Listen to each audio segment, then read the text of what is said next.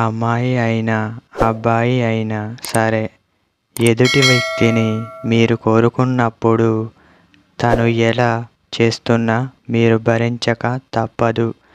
కారణం మీరు వాళ్ళని కోరుకుంటున్నారు కాబట్టి ఇలాంటివి పాటించాల్సి ఉంటుంది. ఏదో అవసరం కోసం వాడుకుంటున్నాం అని కాకుండా వాళ్ళు చేసే పనులల్లో తోడుగా ఉంటూ మనశ్శాంతిగా ప్రవర్తించండి. అప్పుడే మీ మీద వాళ్ళకి ప్రేమ అనేది కలుగుతుంది. ఎదుటివారు మన తప్పులు తీయటం సహజం, కానీ ముఖ్యంగా మన తప్పు ఉంటే మాత్రం తొందరగా వెళ్ళి క్షమించు అని అడగండి. వాళ్ళ కోసం మనం ఎదురు చూస్తుంటాం కాబట్టి కొంతవరకు తగ్గడం నేర్చుకోండి. అలా తగ్గకపోతే వారు మీ నుండి వెళ్ళిపోతారు.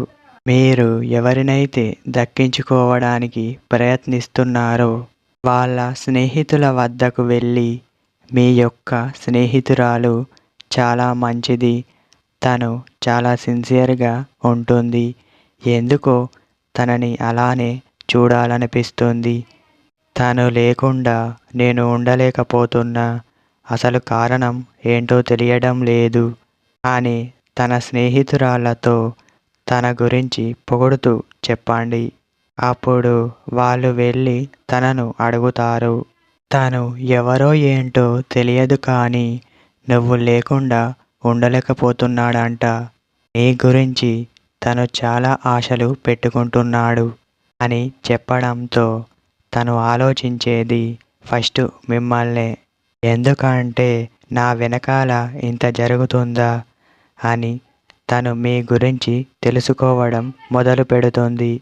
అప్పుడు అసలు కథ మొదలవుతుంది.